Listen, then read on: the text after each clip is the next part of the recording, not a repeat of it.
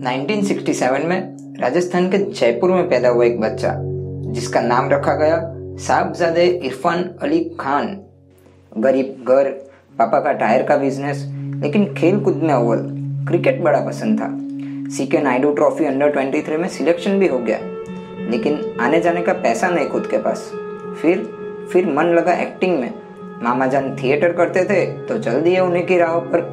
MA की पढ़ाई जयपुर में खत्म करने के बाद 1984 में दिल्ली में national school of drama join कर लिया। वहाँ से फिर वो मुंबई पहुंच गए और शुरुआत के दिनों में तो एसी रिपेयरमैन तक का काम किया। साथ ही साथ राजेश खन्ना साहब से बहुत इंस्पायर हुए वो। फिर 1987 में सलाम बॉम्बे में एक छोटा सा रोल मिला। मेहनत स्ट्रगल करते रहे, टीवी में भी छोटा मोटा रोल करते रहे। इसी के साथ थिएटर से अपना गुजरान चलाने लगे। उनके स्ट्रगल का सफर बड़ा ही लंबा चला, लेकिन कहते हैं ना, उसको भी अब यकीन नहीं आता, उसको भी अब यकीन नहीं आता, इस जमीन पर उसी का एक घर था। 2001 में आसिफ कापड़िया जी ने एक हिस्टोरिकल फिल्म लिया जिसका नाम था वॉरियर्स। हिमाचल प्रदेश और राजस्थान में बनाई गई ये फिल्म।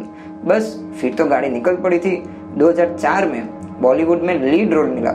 फिल्म का नाम था रोग। उसके बाद तो फिल्मों की जैसे लाइन ही लग गई। Life in a metro, Paan Singh Tomar, the lunch box, Piku, Talvar, New York, गुंडे, हिंदी मीडियम और हाल ही में रिलीज हुई उनकी फिल्म अंग्रेजी मीडियम।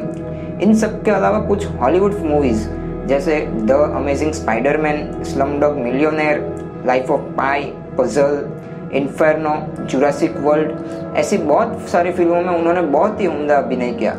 उन्होंने अपनी फिल्म करियर में पंकज कपूर, अमिताभ बच्चन, नवाजुद्दीन सिद्दीकी जैसे उम्दा और बहुत ही ऊंचे दर्जे के कलाकारों के साथ काम किया, जिसके साथ टॉम हैंक्स और क्रिस पैट जैसे हॉलीवुड के कलाकार भी शामिल है।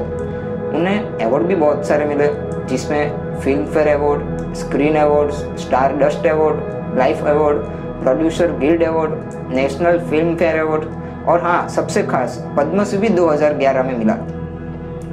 सब कहते थे कि उनकी आवाज़ से ज़्यादा उनकी आंखें बहुत कुछ बोलती थी, लेकिन कुदरत को ये सब मंजूर नहीं था। बीमारी ने जकड़ लिया और 29 अप्रैल 2020 को निकल गए एक अलग ही दुनिया में, एक अलग से सफ़र पे। ऐसा लगता है जैसे कोई बहुत ही नज़दीक का छोड़ के चला गया हो। भले ही आज आप हमारे बीच में नहीं हो, लेकिन हमारे दिल में आप हमेशा रहोगे। Will miss you Irfan Khan. मैं अपने बाप की कसम खा के कह सकता हूं कि मैं जाना नहीं चाहता था, पर क्या पता, मानो एक हवा का झोंका आया,